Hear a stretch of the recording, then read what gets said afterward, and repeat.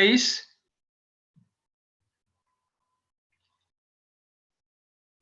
قيس.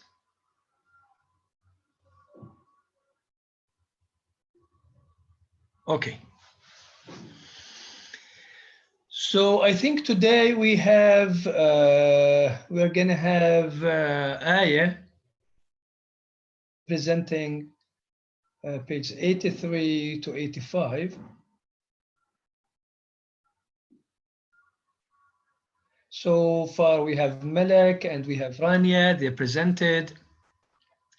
Now I want to share my screen and then I want to just finish something. Okay, so last time your colleague Rania talked about constituency and constituency tests, and she explained the 3 tests. Standalone test. What's the second one? What's the second test?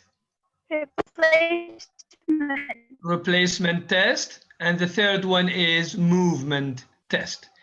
So standalone test means if the constituent or the group of words can be or can stand alone as an answer to WH question, then it passes the standalone test.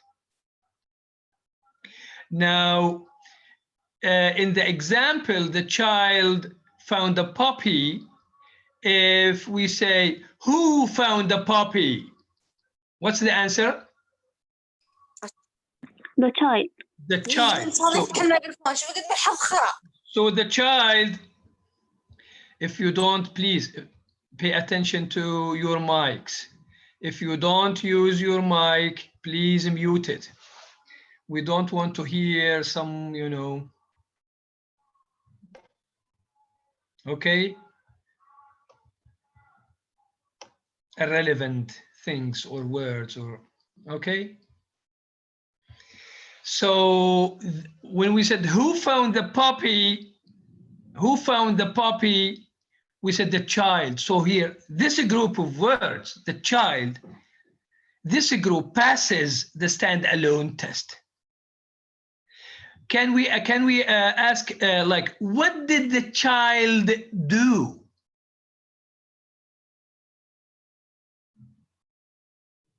What did the child do? Found a puppy. Excellent, excellent. Found a puppy. So found a puppy passes the standalone test. It could be a constituent. It is a constituent. Also, we can ask, what did the child find? A puppy. A puppy. So a puppy is a constituent. Excellent. Now,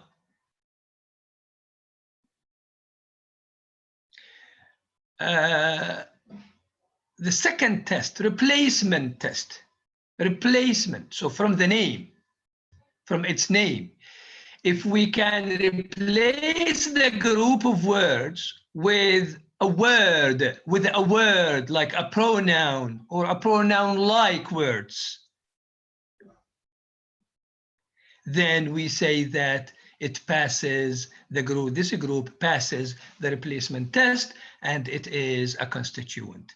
So the same example, when we say the child found a puppy, when we say he found a puppy. So we replace the child with he, the pronoun he.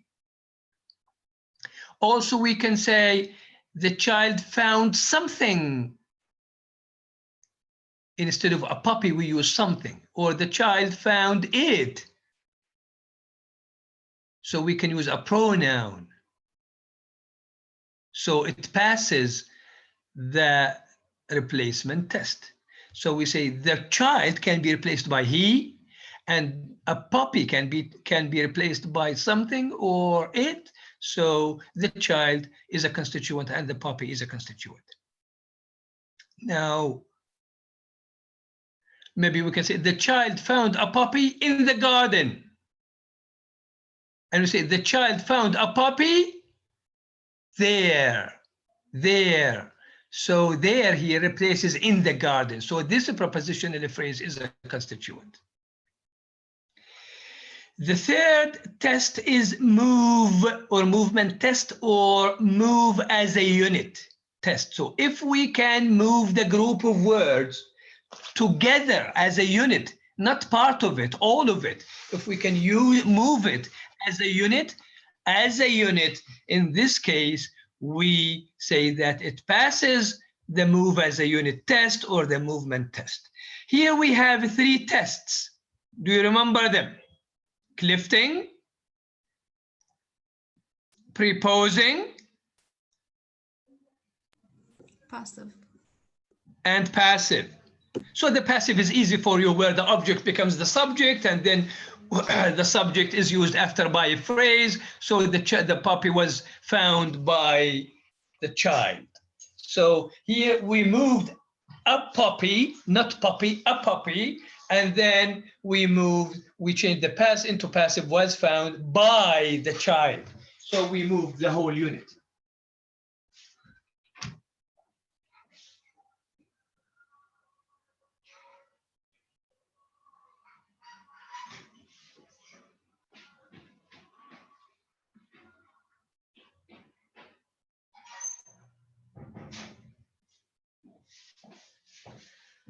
Okay. So the passive is easy for you. Now let's apply clifting. Clifting, yesterday I told you, in clifting we start with it is or it was, and then the constituent or the group, and then we have that and we continue. So we say it was a puppy that the child found, or we say it was the child that found a puppy. This is clifting. In a preposing, we start with the group of words, like we say, then we use is, are, and then what. So a puppy is or was what the child found. Or we say, the child was the one who found the puppy. Here, we have one more example. Have a look at this. The puppy played in the garden. We can use our tests to show that in the garden is a constituent. As follows. Now, if I ask you in the exam, use the constituency tests to show whether or not the prepositional phrase in the garden is a constituent. So, standalone test. How can we apply the standalone test? How can we ask about the prepositional phrase in the garden? Malek? Yes, where did the child find the puppy? Where did the child, no, I mean, I'm asking about the puppy played in the garden, Malek. Okay. Where did the child play? Where did the puppy play? Sorry. Where did the puppy play? What's the answer? In the garden. So, in the garden passes the stand-alone test. Now, how can we use the replacement test? The puppy played there. The puppy played there. So here we use the pronoun-like word there to replace in the garden. So the puppy played in the garden, the puppy played there, so there, here replaces in the garden. Okay, now move as a unit. Move as a unit.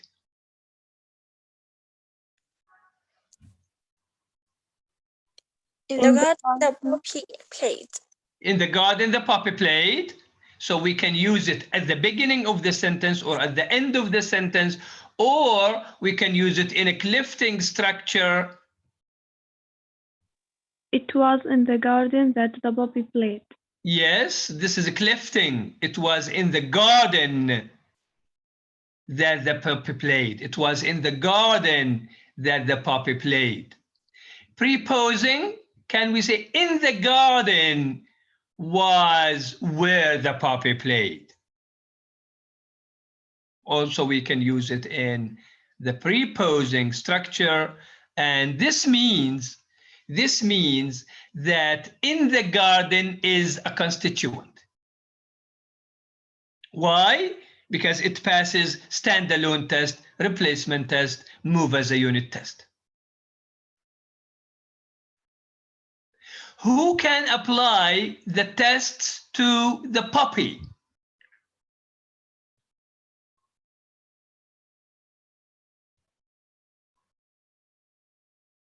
If I ask you in the exam, using Surah, Who played in the garden? who or what played in the garden? Yes, Excellent. Standalone. And I think we can use it played in the garden. Excellent. And sorry, I can't. So the puppy played in the garden, we can't use the passive. We can't, because this is here played. There is no object, so there is no passive. Yes. But we can use Clifton. It was A puppy. Who the played in puppy. the garden? It was, just put it is or it was before. It was the puppy. Who played in the garden? That. It was the puppy that played in the garden. Or the puppy was what played in the garden. Preposing. Passive, we can't use it because there is no object. So the child here or the puppy is a constituent because it passes standalone. So if it passes, yes, Malik. Malik? Yes, doctor, I just want to ask you if you can give us another example. Okay. Thank you. So if we say Malik asked me a question. Malik asked me a question in the meeting. So Malik here is a constituent because we say, who asked me a question in the meeting? Malik. We can use replacement test. She asked me a question in the meeting. And we can say a question was asked. Yes, I was asked a question by Malik. So I moved Malik from the beginning to the end of the sentence. And I can say it was Malik who asked me a question. That or who asked me a question was the one who asked me a question. Was the one who asked me a question. Okay. Also, we can apply this to a question. What did Malik ask me? A question. Malik asked me something in the meeting. Then we say it was a question that Malik asked me in the meeting. A question is what Malik asked me in the meeting. So we can apply this. Even in the meeting, like when we say,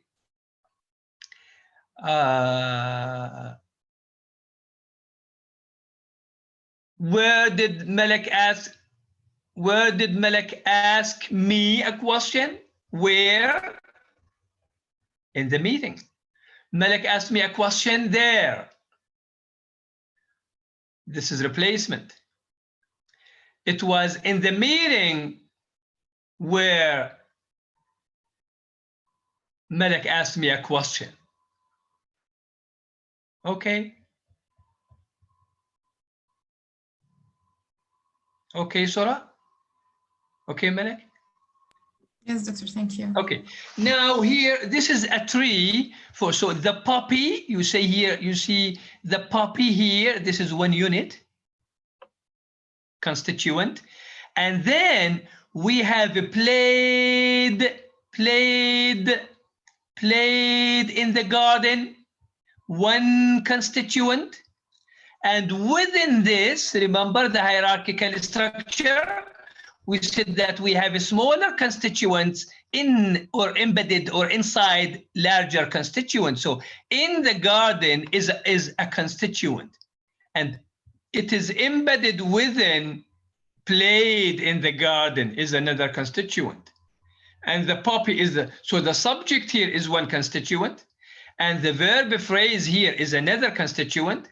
And within the verb phrase, we have a prepositional phrase that is a constituent in the garden.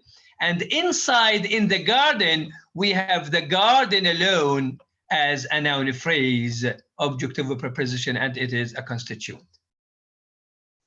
So if I ask you in the exam, how many constituents do we have? We have the poppy, and we have played in the garden. So this is 2. And we have in the garden, this is a 3. And we have the garden, 4. So we have 4 constituents. Now, let's apply this to a question. I mean, last time, Qais asked me about this. So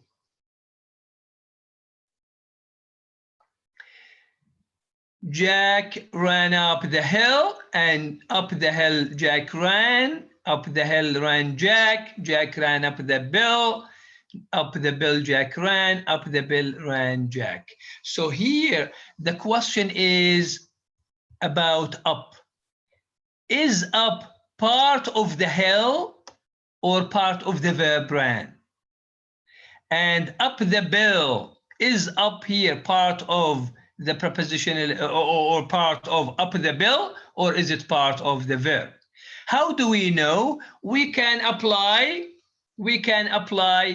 the move as a unit. We can apply move as a unit test. Now, as you can see, in A, Jack ran up the hill is fine, grammatical, and up the hill Jack ran is fine, and up the hill ran Jack is fine. So here we can move up the hill from the end of the sentence to the beginning of the sentence without affecting its grammaticality. So it's grammatical here in both cases. So this means that up here is part of the prepositional phrase up the hill. This is movement test. Now, standalone test. Where did Jack run? What's the answer? Up the hill. Up the hill. Excellent. Up the hill. So up the hill is one unit. But, or we can say a replacement test. Jack ran there. So we can replace up the hill with there. But now let's apply this to Jack ran up the bill. Now, can we ask, where did Jack run? And we say up the bill. So ركض على الفاتورة? No. No. So here, up is not part of the bill. Up is part of the verb. So here, Jack subject, ran up the verb.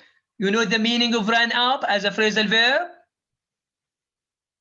Ran up. Paid. No, ran up the bill. I think he missed it. He had a big bill. فاتورة كبيرة. Okay. يعني زي مثلا he gets hit higher. You hear, yes, it. I think something like that. Okay. Oh, Qais, yeah, you're here. I called you and then you didn't. So I was really busy. No problem. Just, are you recording the lecture? Because I wanted to give you the permission. There's someone recording instead of me, I think. I think I can give the permission to more than one to record, but I don't know what's going on. Okay. Now I'm listening to you on the phone. Okay. That's fine. That's fine. That's fine. That's fine. Say I'm recording the lecture. Yes. I could go to laptop. No problem, because here I think Sora is doing this, so that's fine, please. Thank you. Okay, no. So here the question is ran up. So here up is not part of the bill. So up is part of the verb, because ran up has a different meaning from ran alone. Rakada. So ran up means here that he exceeded. He had a big bill. Okay, so here Jack subject, ran up verb, the bill is what? Object. But in Jack ran up the hill, Jack subject, ran verb, up the hill prepositional phrase. Up preposition, the hill is object of a preposition. That's why here in 4a we can't ask where did Jack run and we say up the bill. No, we can't say up the bill. We can ask, what did Jack run up? And the answer is? The bill. The bill, the object. Okay. And replacement test, we can say Jack ran up something. And movement alone, we can't say up the bill Jack ran, or up the bill ran Jack. We can't. So this means that up the bill is not one unit. Because if we move it together, the sentence becomes ungrammatical. So up the bill is not one unit, And here you say up is part of the verb and the bill is the object. Okay. If you are fine with this, I want to give the floor to Aya Gawanme. She's going to present a very interesting topic, which is ambiguity, and in particular structural ambiguity. Sure. Yes. Hamza Mahroom, don't forget your exam tomorrow, makeup exam. If you miss it, then there will be no makeup exam. Doctor, I went to e-learning and there is no information about the makeup exam, so it will No, be I sent you a message yesterday. Okay, doctor. Hamza, I sent you a message that your makeup exam will be on Thursday, the 24th of December, 2020 at 11 a.m.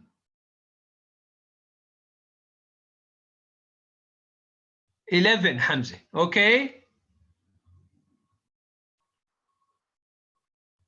It's gonna be at 11, Hamza, 11. منصة exam 1. منصة exam 1, Hamza. And if I change my mind, I'm gonna send you an email or a message to come to campus. تيجي على الجامعة. We will see. But for now, it's gonna be on exam 1. Okay. No questions? دكتور في سؤال لبنت على الشات. I got it in the colleague. In the university, I mean. What? I thought it in the university. Be ready for both, حمزة. هاي اللي بقوله. Be ready for both. Okay. ممكن أطلب منك تيجي على الجامعة، ممكن أبعث لك الامتحان على الأونلاين. Okay. You, حمزة محروم, حمزة هزايمة, شاكر الدباس, فتون ياسين. I said this many times because if you miss the makeup, then the mark will be 0. There will be no makeup exam for the makeup. No makeup for the makeup.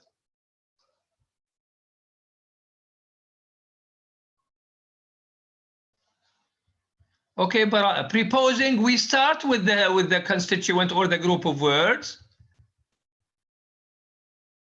Like we say, up the hill is or was where Jack ran. This is the preposing. Clifting, it was up the hill where Jack ran. Okay. Move as a unit, up the hill Jack ran, or ran Jack. Okay.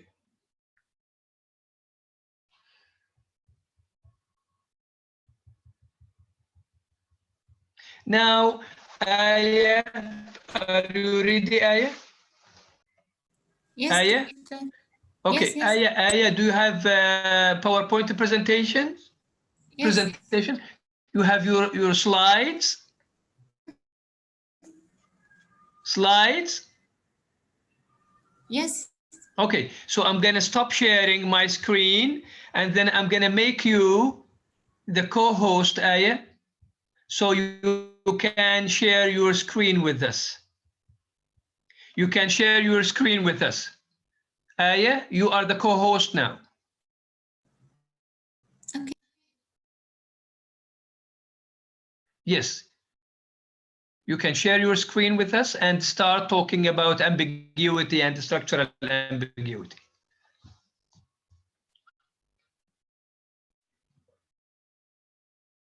Aya, are you using your phone or your laptop? Laptop. Yes, it's better. That's So better. when you're leading the discussion or when you're presenting, it's better to use a laptop. Okay. Yes, Aya. بس مش عارفة ما بطلع لي الديسكتوب بس أعمل بس أكبس على كلمة share screen. Share screen, yes. افتحي أول إشي الملف بعدين روحي على الشير. افتحي Yes, الملف right. من برا. It must be activated. It must be activated on your desktop. أيوه. Open it first, Aya. Open the file.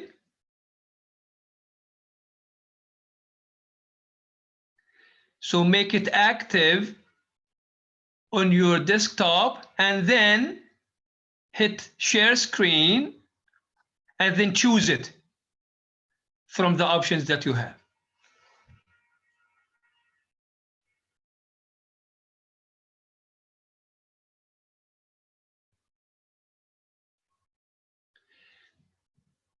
Aya, where do you have the file?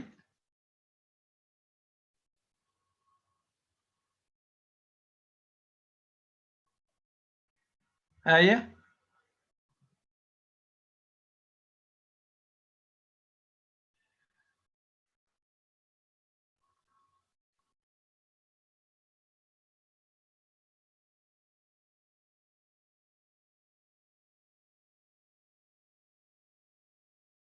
Aya, where are you? هيني دكتور مش عارفة. Aya, where's the PowerPoint presentation? Where's your presentation? Where's the file? On the desktop. On the desktop, open it. Oh. Open it, Aya.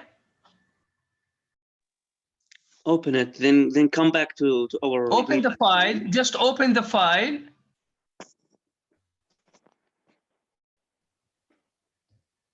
And then in Zoom, choose share screen.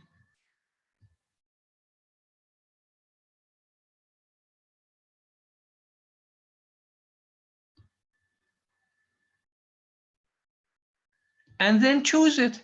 Choose it from the option that you get when you hit share screen. Yes.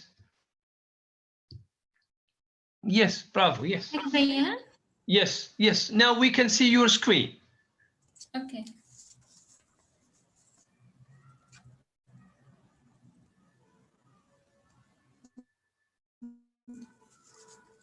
In the generation gap, it means the different ideas that each person has, and it often depends on the different generations. A generation gap can be used to describe the differences in actions, beliefs, and tests exhibited by members of younger generations versus older ones. Okay, so here we say, this is just taken from the cartoons. I want you to focus on structural and lexical ambiguity. Yes. عشان يعرف إنه من وين أجى structural and lexical ambiguity. No, this cartoon, Aya, is just, it is a cartoon to make things, okay, funny, and we learn from funny things. And here when we say structural and lexical ambiguity, like you say generation gap, yeah, it is like in the example that maybe things, of course, are different from one generation to another. Yes, Aya. يعني ما أشرح المثال اللي بالكرتون؟ No, go ahead. Okay. Explain it. Yeah. Okay. We have an example in page 82. In the cartoon, I think old woman asked her son, "Did you notice our waitress's nose ring?" She meant by the nose ring, the ring that some woman put it on their nose like an Indian woman. She talked about it as the compound noun, and the ring here means the الحلقة اللي بيحطوها على الأنف. But her son answered her, it must not have been that loud. And the ring here means how the nose is vibrating, and he thought about it as a noun followed by a verb. Yes. So, both of this meaning are different completely from each other. In this sentence, we have an structural ambiguity because of the difference is how we draw the tree diagrams and how we separate every constituent.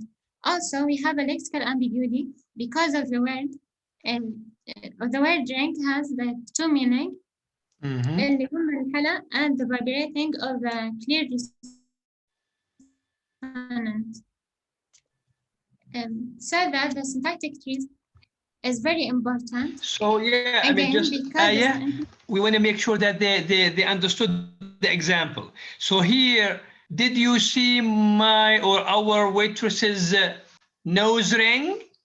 So here, this sentence is lexically and structurally ambiguous. When we say lexical ambiguity is related to words. You know this? You take this maybe in syntax. So the word bank, for example, bank is ambiguous. Why? Is lexically ambiguous because it is at the level. Lexical ambiguity is at the word level. Lexical ambiguity is at the word level. Lexical ambiguity is at the word level. So bank here has two meanings, either bank, the financial institution where you get money, or bank, side of river, ضفة النهر.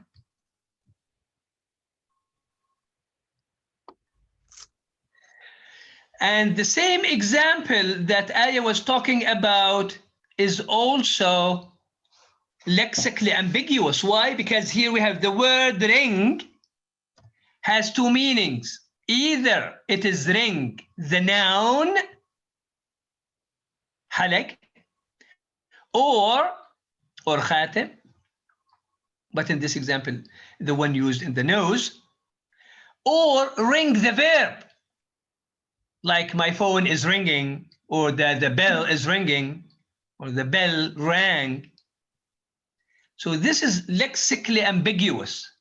Also, as Aya told you, that here this is structurally ambiguous. Like we say, structural ambiguity,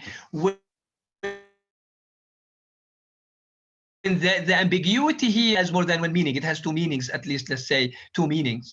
So this ambiguity is due to not the words, but it is to the structure.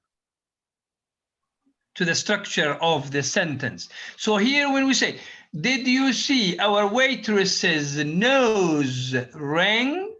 So nose ring, one unit, or a compound, or did you see our waitress's nose ring? And ring here is a verb. So it is a noun, nose followed by a verb.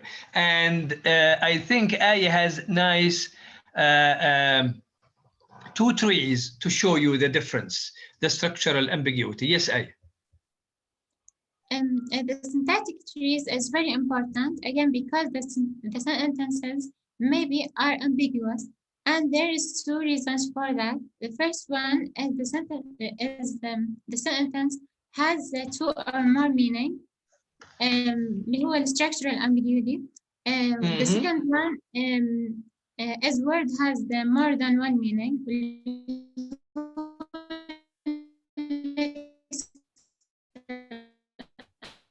Aya, your voice is not clear. So repeat what you said. So the structural ambiguity. Yes, please repeat, because there was a problem in your voice. A problem, yeah, صوتي قطعك. The syntactic trees is very important. Again, because the sentence may be RH1 as the sentence has two or more meaning, اللي هو structural ambiguity. The second one is word has more than one meaning, اللي هو lexical ambiguity. So at the word level, it is lexical ambiguity. At the structural level, then we call it like structural ambiguity. Yes, Aya. In the first three diagrams, you will notice that our vertices nose ring is one constituent, but in the second one, sorry, I cannot guess it. No, you're right. So here, nose ring in the second tree, nose ring is one constituent, one unit, one compound noun. Yes. But in the first tree, yes, Aya, in the first tree, waitress's nose. In the first tree. Yes. The ring is verb here. The ring is a verb here. Excellent.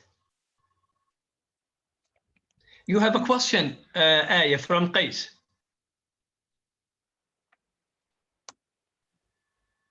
Qais? Yes, Doctor, I'm here. You have a question? I want to say here we have the ring as a verb, and in the second example we have it like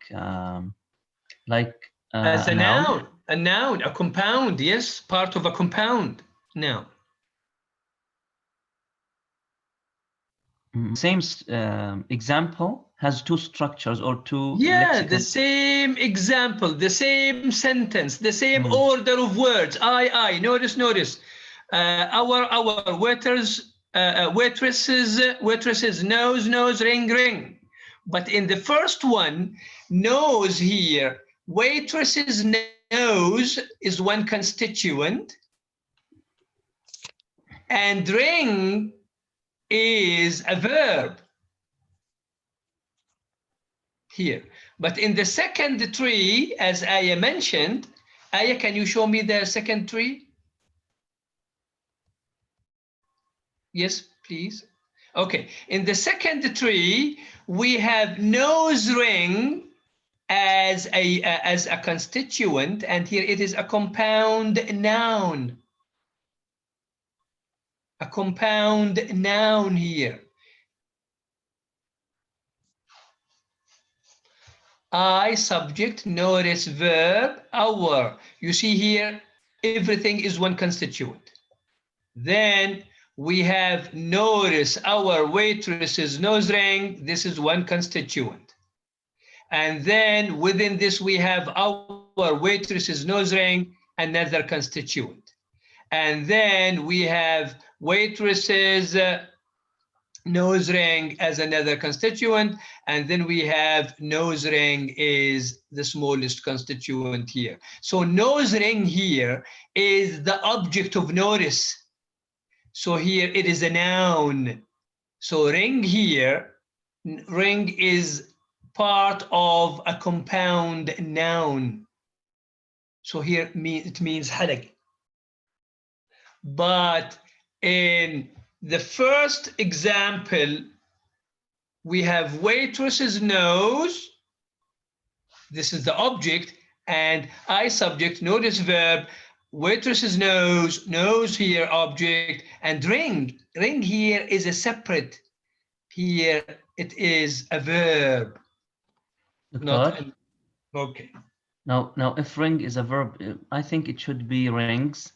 Here, like you're talking about the waitress's nose. I notice. I notice our waitress's nose ring. I notice that sometimes in English, like we say, I saw Qais walk or walking. We don't say walks. Ah, okay. Yeah. I think saw, because we have saw. I saw Qais walk or walking. Yes. Okay. So here, this is an example of how the same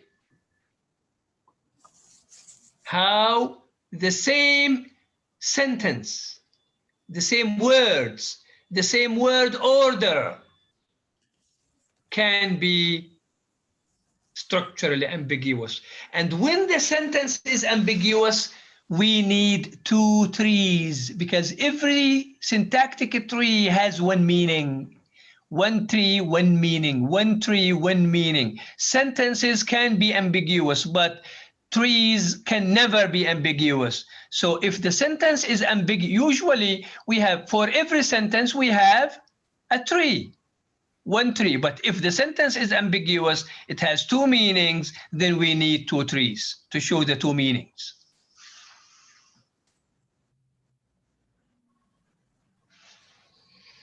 Yes, Aya. Structural ambiguity is the presence of 2 or more possible meanings within a single sentence or sequence of words that depends on tree diagram. We have an example in page 83. Sue saw the man with the telescope. Let us see the first 3 diagrams. Notice why? Because when you try to ask yourself from the rest of the word and say, how Sue saw, you will find that it has no complete meaning, and you will have to ask again, Sue saw whom? And start to add the rest of the question and say, how Sue saw the man? And the answer definitely will be with the telescope. And don't forget that it is not from the same branch. But in the second 3 diagrams, you will see that the man with the telescope is a constituent. Why? Because when you ask yourself what to saw, simply the answer will be the man with the telescope. So this is structural ambiguity. Here we have 1 sentence, Sue saw the man with the telescope.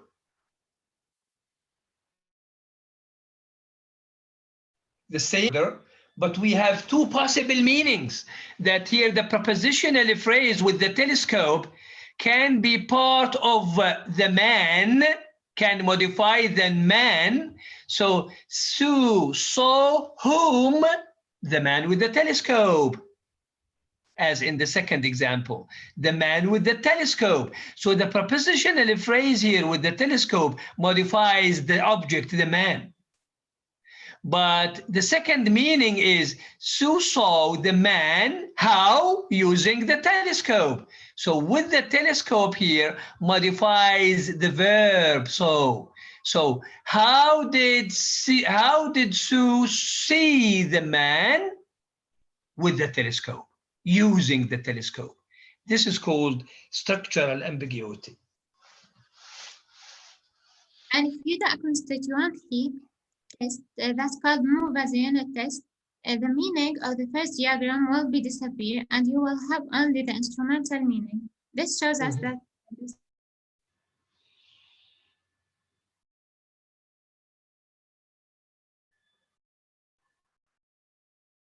yes, I.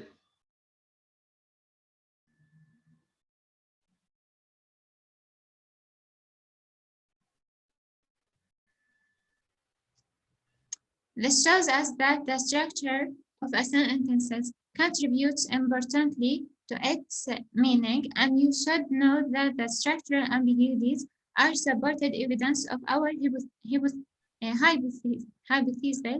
hypothesis against the hypothesis against the idea that they are simply strings of words.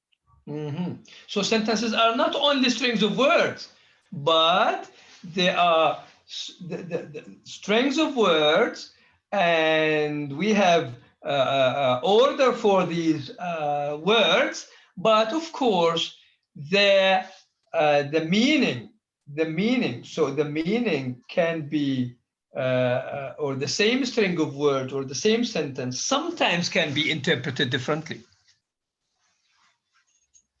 Yes. In page 83, it was the man was seen by Mary. What Mary saw was the man with the telescope. These are the tests, yes. You will notice that the meaning of the man with the telescope here in all of this sentence, how the second meaning, the man is holding the telescope.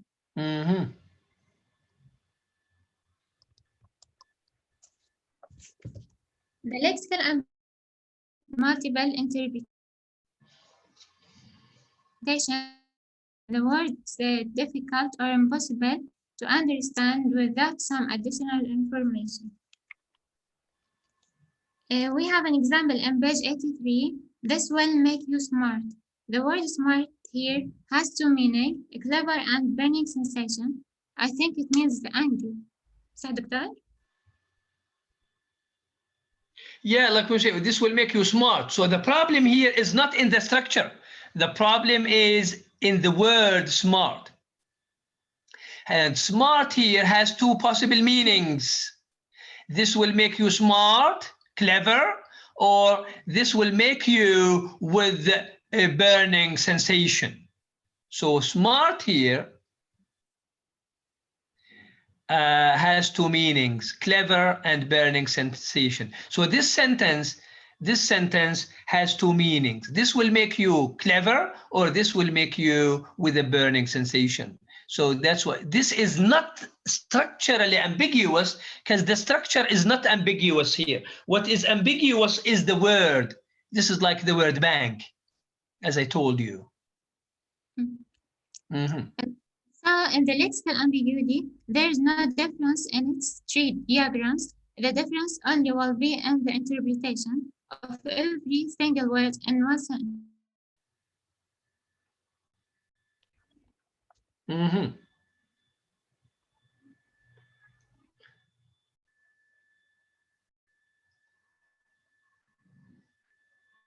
Yes, Aya, sometimes we lose your, I mean, we can't hear you. Yes. Yes, we can. Yes.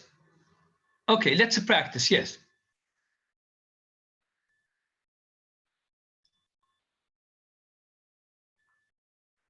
It was on Monday that the professor told the class about the exam.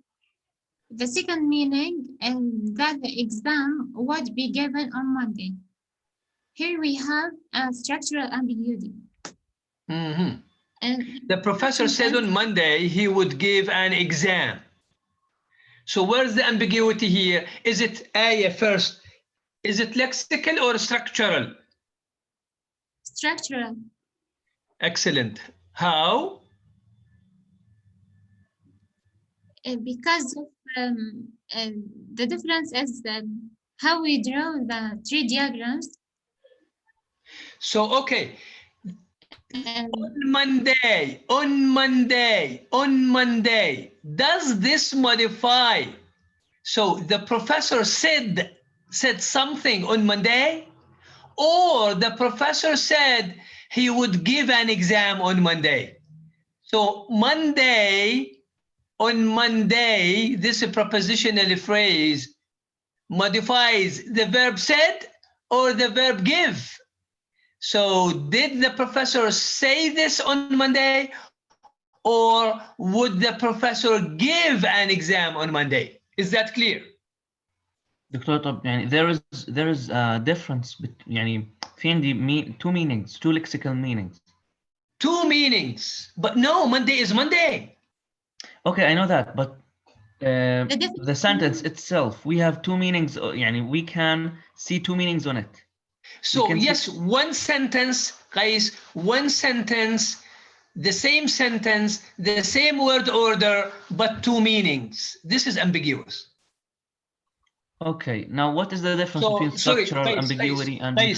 Sorry for the interruption, but if we say Qais is happy or Qais is an excellent student, this sentence is not ambiguous. It has one meaning. Okay. It has one meaning. But when we say the professor said on Monday, or the professor said he would give an exam on Monday, so here we have two possibilities, two interpretations, two readings. Yes. Either the professor said this on Monday, or the professor would give the exam on Monday. So here on Monday, this prepositional phrase is part of the verb phrase said or the verb phrase give. That's why this is an ambiguous sentence, so we have to have two trees for it, not one. Yes, Aya? The second sentence, the chicken is ready to eat. The sentence means the chicken is cooked and can be eaten now, or the chicken is ready to be fried. Yes. So either the chicken is ready to eat something, or the chicken is ready to be eaten. Okay. Yes, Aya. Yeah, and it is the structural ambiguity. Sentence number 3, it's raining cats and dogs. This sentence has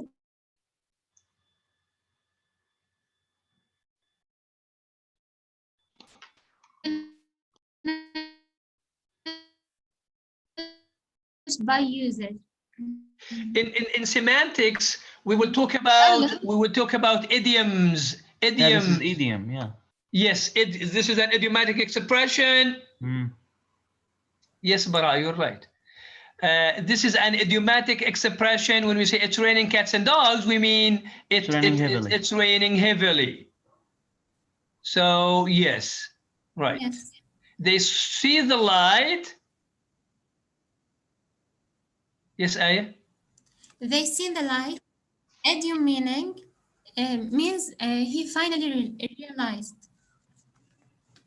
And yes, like we say, and lexical ambiguity. Yes. So the light, this is an idiomatic meaning or idiomatic expression. Doctor? Yes. I have another class. Oh yeah, of course, you can leave. Thanks. Thank you. Who was that? Okay, so thank you so much. And now this is the end of your presentation, Aya, or what? Aya? No. Yes, Aya. Now it is 1:04. So we can stop here, and then how much time do you need? I can give you maybe 5-10 minutes next time. I think I need the 10 minutes. Okay, so 10 minutes for you next time, and then we move to Surah and Bushra and Noor. Okay. Okay. Okay. Thank you, Aya. Thank you. You're welcome. But please,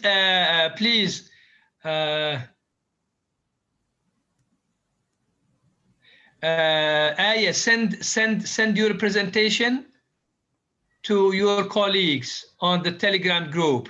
Okay, can you do this? Yes, inshallah. Okay, please send it today.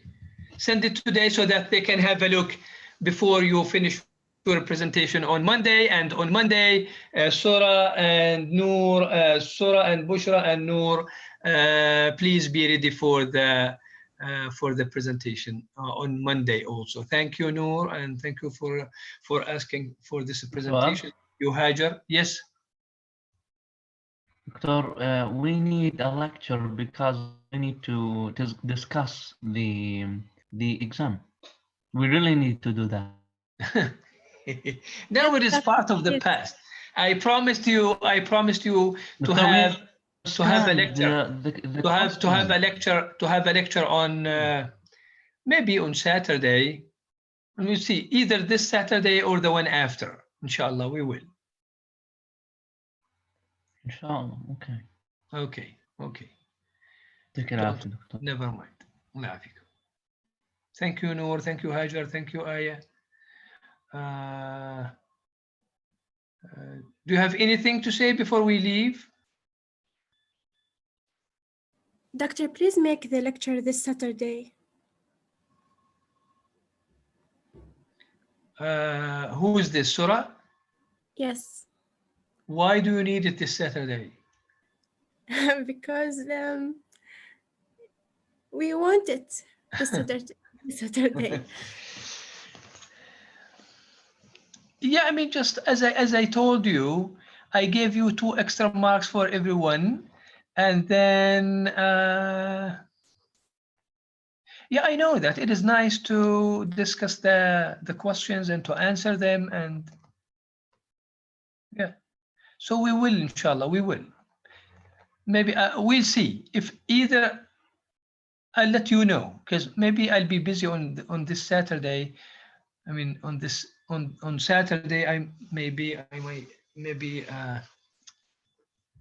not sure. Maybe I'll be busy this Saturday. If not, then I'll let you know. If I can't do it this Saturday, then we will do it the one after. Inshallah. Inshallah. Okay. Okay. دكتور ممكن سؤال بس؟ Yes, Malik. دكتور المادة بتدخل بالفاينل؟ Mid and yes. Okay, thank you. Yes, you're very welcome.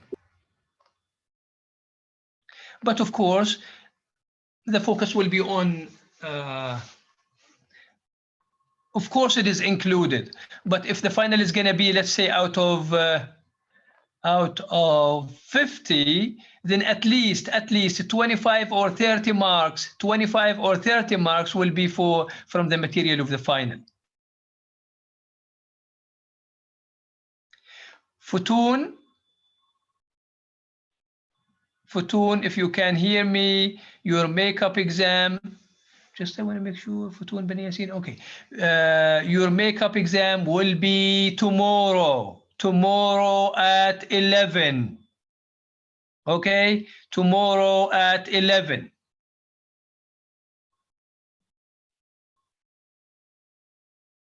Tomorrow at 11, please. If you miss it, then okay.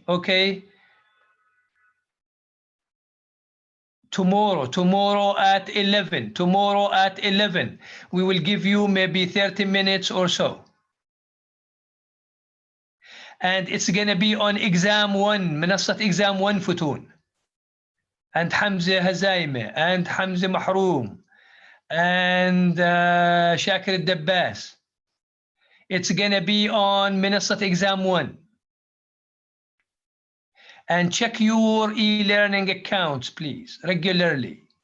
If I want to change anything, I'm going to send you updates. أبعث لكم تحديث about the makeup exam. منصة exam 1. إذا بدي أغير إنه تيجوا على الجامعة، إذا بدي أغير تيجوا على الجامعة راح أطلب منكم يعني اليوم المساء أأكد لكم. بس مبدئيا it's gonna be on exam 1. Be ready for everything, Futun, Hamza, be ready for everything. Maybe I give you short answers, maybe true, false, maybe multiple choice, maybe I ask you questions with short answers. Okay, be ready for everything. Thank you so much. Thank you, Sora, for recording. And please don't forget to share it with your colleagues. Next time we'll start with Aya. I am going to give Aya 10 minutes, and then we move to Sora and Bushra and Noor. Thank you, Doctor. You're very welcome. Don't tell me that you missed the makeup, Hamza. There will be no makeup for the makeup. I am saying this for the 10th time. Okay? Hamza Mahroom, Hamza Hazaimi, Futun Yassin, and Shakir Dabbas.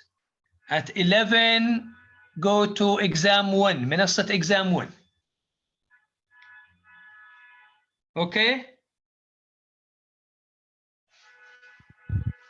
Okay, thank you so much. Thank you. Enjoy the rest of the day and have a nice weekend, and we're going to meet on Monday, inshallah.